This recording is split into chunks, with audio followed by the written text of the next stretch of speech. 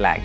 So আমি প্রায় 42,000 fit উচ্চতা থেকে ঝাঁপ দিয়েছি এবং প্যারাশুট খুলেছি 4,500 ফিট উচ্চতাতে। এর মাঝখানে যে গ্যাপটা হচ্ছে প্রায় 37,300 ফিটের মতো। এত লম্বা উচ্চতা ধরে কেউ ফ্ল্যাগ নিয়ে কখনো জাম্প করেনি। সো সেটা একটা ওয়ার্ল্ড রেকর্ড। আমরা যখন অ্যাটেম্পটা নিয়ে কাজ করা শুরু করলাম তখনই আমরা জানতাম যে 42,000 ফিট প্রায়, সেখানে আসলে কিছু ইনহেরেন্ট চ্যালেঞ্জ আছে। প্রথমত হচ্ছে যে ওখানে কোনো অক্সিজেন নাই। সো আমাদেরকে অক্সিজেন ট্যাঙ্ক নিয়ে জাম্প করতে হবে। বাতাসের টেম্পারেচার হচ্ছে -65 to 70 ডিগ্রি। ইনফ্যাক্ট আমরা যখন জাম্প করেছি তখন -71 ছিল। তো সেই কারণে আমাদেরকে একটা থার্মাল স্যুট পরে জাম্প করতে হয়েছে যে ফুল বডি যাতে হাইপক্সিয়া হয়ে চলে না যায়। এবং মোর ইম্পর্টেন্টলি একটা বড় ইস্যু থাকে যে অত হাইটে জাম্প করলে যদি আপনার বডি পিওর অক্সিজেনে না থাকে তাহলে আসলে আপনার হার্ট এবং ইন্টারনাল অর্গানগুলো ফাংশন করতে পারে না। তো আমাদেরকে প্লেন টেক অফ করার আগে প্রায় 1 ঘন্টা বসিয়ে রাখা হয়েছিল পিওর অক্সিজেন দিয়ে, যাতে নাইট্রোজেনগুলো বের হয়ে যায়। খুব এক্সাইটেড ছিলাম, একই সাথে একটু নার্ভাস অবভিয়াসলি, যে বোঝার জন্য যে আসলে আমার বডি ওখানে গিয়ে কীভাবে রিয়াক্ট করবে। তো জাম্প করার সাথে সাথে এটাও রিয়েলাইজ করলাম যে আগের 50টা জাম্পের মতো এই জাম্পটা হবে না। তার একটা বড় কারণ হচ্ছে যে আমাদের ইভেন প্র্যাকটিস জাম্পটাও আগের দিন আমরা যেটা করেছিলাম ফুল অক্সিজেন নিয়ে, থার্মাল নিয়ে, বাংলাদেশের পতাকা নিয়ে, সেটা ছিল হচ্ছে 16,000 ফিট থেকে। তো 16,000 ফিটেও আসলে যথেষ্ট বাতাস আছে, এই কারণে বাতাস কেটে অ্যারোডাইনামিকটা ম্যানেজ করা সম্ভব। বাট 42,000 ফিট উচ্চতায় আসলে কোনোই বাতাস নাই।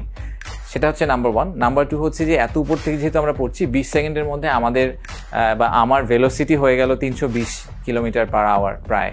তো তাতে যেটা হলো যে এই ফ্ল্যাগটার জন্যই আসলে জাম্পটা করা, সেই ফ্ল্যাগটা আসলে পুরা প্রসেসটাকে খুবই ডিফিকাল্ট করে ফেললো। এই ফ্ল্যাগটা নিয়ে আমি জাম্প করি নাই, আমরা 3টা ফ্ল্যাগ বানিয়েছিলাম এক্স্যাক্টলি সেম ডিজাইনে। প্র্যাকটিস জাম্পে একটা ফ্ল্যাগ হারিয়ে গেছে, জাম্প শেষে ফ্ল্যাগটাকে ছেড়ে দিতে হয় প্যারাশুট খোলার আগে।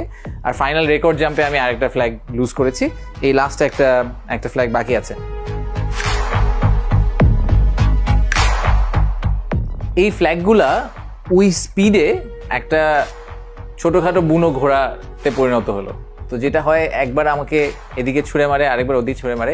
ফ্ল্যাগ ছাড়া যদি আমি জাম্প করতাম আসলে এটা 8-10টা জাম্পের খুব কাছাকাছি হতো, কিন্তু ফ্ল্যাগ সহ এই হাইটে যেহেতু কেউ কখনো জাম্প করে নাই, তাই পুরো জিনিসটা হঠাৎ করে একটা আননোন টেরিটরির মধ্যে একটা বড় চ্যালেঞ্জ হয়ে দেখা দিল। তো আমার খুব ভালো মনে আছে যে এই যে খুব সুন্দর কয়েকটা ছবি এসেছে ভিডিওতে, দেখা যাচ্ছে যে বাংলাদেশের পতাকা নিয়ে একজন পড়ছে, হরাইজন দেখা যাচ্ছে এরকম গোল করে। এই ভিশনগুলো আমার মধ্যে আসলে নাই, এগুলো কিছুই আমার মনে নাই। প্লেন থেকে বের হওয়ার সাথে সাথে একটা সার্ভাইভাল মোডে চলে গিয়েছিলাম। আমি কনস্ট্যান্টলি ফ্ল্যাগের দিকে তাকিয়েছিলাম, একটা ভয় যে ফ্ল্যাগটা ছিঁড়ে না বের হয়ে যায়, হাত থেকে না ছুটে যায়। তার চেয়ে বড় কথা যে আমার নিজের অ্যারোডাইনামিক ব্যালেন্স কমপ্লিটলি তখন কম্প্রোমাইজ।